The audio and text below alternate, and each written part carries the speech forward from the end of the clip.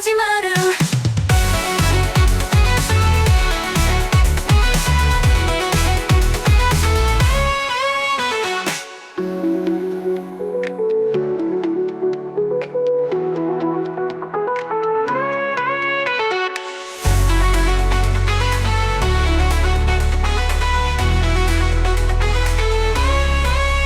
キリカルララトゥキリカラタラトゥ君の知らない夜が始まる Bienvenido a Fliss Fanfics. Puedes apoyar el canal uniéndote. Cualquier ayuda se agradece mucho. Patreon en la info del canal. 1492 Inglaterra. Caterina amaba a John. Estaba segura de ello. Cada vez que miraba el anillo en su dedo, se sentía tan ligera, como si no tuviera todos esos vestidos a cuestas, pudiera flotar con el viento y no volver jamás. Exaltación y orgullo eran lo que sentía al mirar el anillo y al estar con John. Sentía que su vida no podía ser mejor. Entonces, ¿por qué cada vez que miraba el anillo o a John, sentía en el fondo que aquello estaba mal y que debería estar aterrorizada? Era una sensación absurda.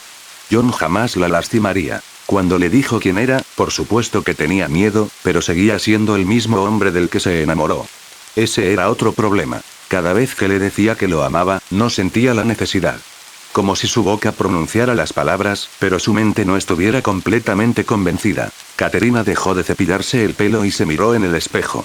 Allí estaba, viviendo en una hermosa mansión que pertenecía a su prometido, y estaba pensando con desagrado en cómo se sentía cuando las palabras te amo salieron de sus labios. Negando con la cabeza, Caterina continuó cepillándose el pelo. Amaba a John. Amaba a un vampiro. E iba a casarse con dicho vampiro y pasar la eternidad con él, porque lo amaba. Entonces, ¿por qué esos pensamientos le parecieron tan equivocados cuando pasaron por su mente? Carolina amaba el romance. De niña, se sentaba en la biblioteca y esperaba que su príncipe viniera con su hada madrina y la llevara a un mundo donde no habría lágrimas ni dolor. Allí serían felices y todos la aceptarían a pesar de su ligera locura. Entonces sería reina y tendría muchos hijos que gobernarían el reino cuando ella y su esposo se jubilaran, y entonces ella y su amor yacerían juntos al morir, solo para reunirse en el cielo. Fue un sueño extraño, pero un sueño al fin y al cabo. A los 10 años, Carolina aprendió que sueños como esos no eran posibles y que cosas como las hadas, los unicornios y los romances épicos eran falsos. Pero ahora, a los 17, al ver a su amiga siendo cortejada por un monstruo, volvía a creer en todas esas cosas. Carolina había aprendido lo que era John por accidente. 1492 La mansión de Juan.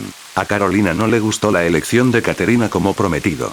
El hombre no era muy guapo y era muy severo y castigador. Cuando Caterina derramó accidentalmente un poco de té sobre la alfombra de John, el hombre montó en cólera y le lanzó insultos tras insultos a la pobre chica.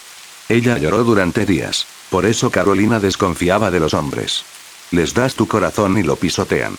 Carolina lo aprendió a las malas y creía que Caterina también, tras su breve romance con Darius.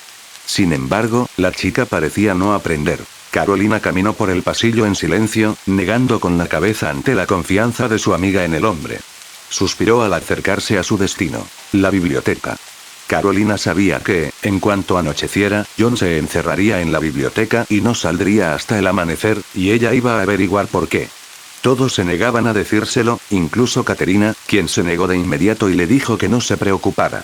Por desgracia, Carolina era una persona entrometida y no estaba acostumbrada a que la excluyeran de algo. De todos modos, los chismes y los secretos eran su especialidad. Así que, al entreabrir la puerta, la furia le recorrió las venas. Allí estaba John, en todo su esplendor, con una sirvienta que no debía de tener más de 18 años. La chica estaba sentada en su regazo, aferrándose a su camisa mientras gemía, mientras John la besaba en el cuello. Sin pensarlo 2 veces, Carolina abrió la puerta de golpe y empezó a regañarlo. ¿Cómo pudiste? Caterina está perdidamente enamorada de ti. Te lo da todo a pesar de que ya le rompieron el corazón, y tú tienes la osadía de, Dios mío. Gritó Carolina. Durante su despotricación, John se giró para mirarla, pero no era el John que ella estaba acostumbrada a ver.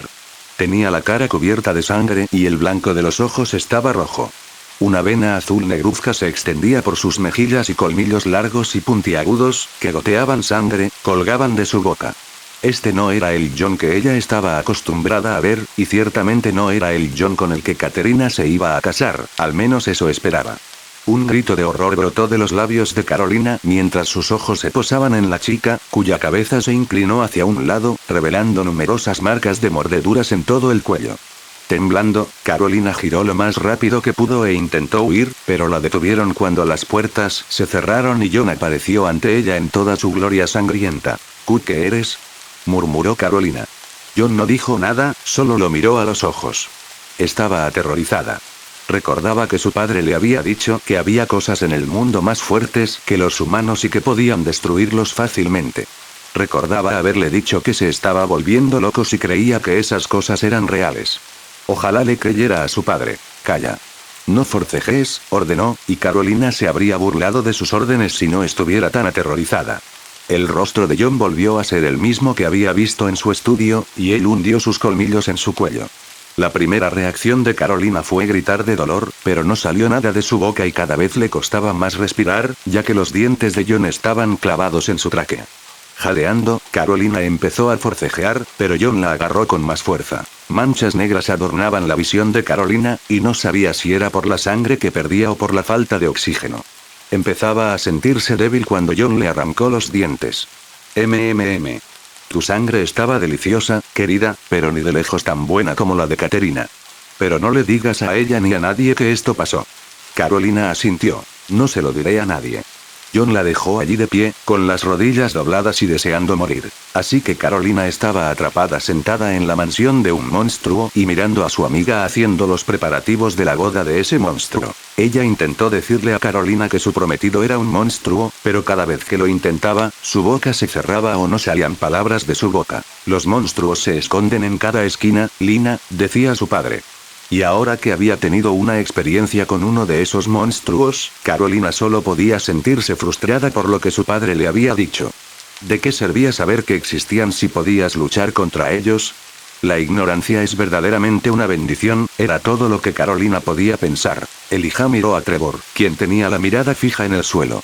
Ocultando sus emociones tras una máscara de cortesía y calma, Elijah lo miró fijamente, como si intentara matar en silencio al hombre que estaba sentado a menos de 2 pies de él. ¿Qué? Trevor se estremeció involuntariamente y echó un vistazo rápido al original. Sabía que las noticias que traía no le harían ganarse el favor de ninguno de los originales, pero no podía seguir dándole largas. Las excusas que se le ocurrían eran limitadas antes de que empezaran a sonar repetitivas o ridículas. John ha decidido que ya no quiere entregarnos al doppelganger, señor, repitió Trevor. Agradecía a todos los dioses que conocía que estuviera tratando con el apacible Elijah y no con el irascible Klaus. Si lo hubiera hecho, Trevor ya estaría muerto. ¿Y por qué? ¿Acaso no conoce las consecuencias?, preguntó Elijah ladeando la cabeza. Trevor sintió que debía encogerse de hombros, pero sabía que solo el respeto lo salvaría de esa reunión. Estoy seguro de que conoce las consecuencias, señor, pero creo que lo hace porque ignora su posición y la amenaza que representa. Elijah asintió ante su respuesta y Trevor se sintió orgulloso y un poco mareado. Sabía cómo terminaría esta conversación. Ya veo. Trevor, he decidido que tienes que ir a buscar a la doble. Parece que eres el único en quien puedo confiar ahora mismo. Recuerda traerla de vuelta para el cumpleaños de Niklaus o tendré que ir a buscarla yo mismo. Era una amenaza, envuelta de la forma más educada, pero el mensaje era claro. Consigue al doppelganger antes del cumpleaños de Klaus. El cumpleaños de Klaus era en una semana. Puede que a Trevor solo le quede una semana de vida, pero mira el lado positivo. Si lo hubiera logrado, le habría dado al vampiro más viejo del mundo el mejor regalo de cumpleaños. El aire era agradable y la gente amable, pero nada podía alterar el ánimo de Rose. Desde que su mejor amigo Trevor los había involucrado con los originales, el miedo y la oscura anticipación no la abandonaban. Así que Rose paseó por el parque e intentó olvidar lo horrible que sentía. Apretando su sombrilla con fuerza, Rose observaba a los niños jugar a los pies de su madre, maravillándose de lo que ella nunca volvería a tener. La familia nunca fue valiosa para ella cuando era humana, pero ahora que sabía lo que se estaba perdiendo, la deseaba más que nunca. Claro que quizá no se hubiera casado con alguien a quien quisiera, pero al menos tendría un hijo al que pudiera amar y llamar suyo. Dios, realmente necesitaba más compañeras femeninas con las que pudiera hablar sobre este tipo de cosas. Disculpe, señorita. Mirando a su izquierda, Rose vio a una chica rubia, de no más de 17 años, mirándola. Señorita. Sí, ¿en qué puedo ayudarte?, preguntó Rose. Podía oír la sangre correr por las venas de la chica y agradeció haber tenido el suficiente control para no abalanzarse sobre ella. La chica pareció sonreír aliviada. Necesito que me ayudes a encontrar la pastelería. Estoy a cargo del pastel de bodas de mi amiga. La chica torció la boca con repugnancia al mencionar la boda, y Rose supuso que no aprobaba la decisión de su amiga. Sí, la panadería está demasiado lejos para decírtelo, así que puedes venir conmigo y te llevaré yo misma. Rose tomó la mano de la chica, se giró y empezó a caminar hacia la salida, donde la esperaba su carruaje. Espera, no hace falta que me acompañes. Puedo intentar encontrarlo sola. Balbuceó Carolina, pero Rose solo rió y negó con la cabeza. Tonterías, es demasiado lejos para que puedas caminar. En fin, necesito compañía. Al llegar al carruaje, un lacayo abrió la puerta y los ayudó a subir. Una vez informados de su destino, partieron. Bueno, dijo Rose, con cierta emoción. Háblame de ti. Horas calmus tormus cadena. Yel hoc alfera ormus malcalis. Sintiendo la magia arremolinándose a su alrededor, la bruja continuó su cántico. Todas quimalores Spartus. Espartatil mia magir. La magia estaba funcionando. Esta vez sí podría superarlo. La confianza la invadió al repetir su cántico. Cuanto más segura se sentía, más lo decía, más bravuconeaba. Ya lo sentía.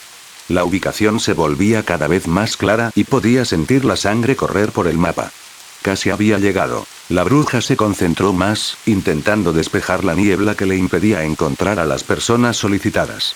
De repente, sintió el bloqueo esperado y toda la magia que había concentrado y controlado se dispersó repentinamente, convirtiéndose de nuevo en una masa de energía pura. Suspirando, la bruja pelirroja se rascó la cabeza y se sentó en la silla que estaba detrás de ella.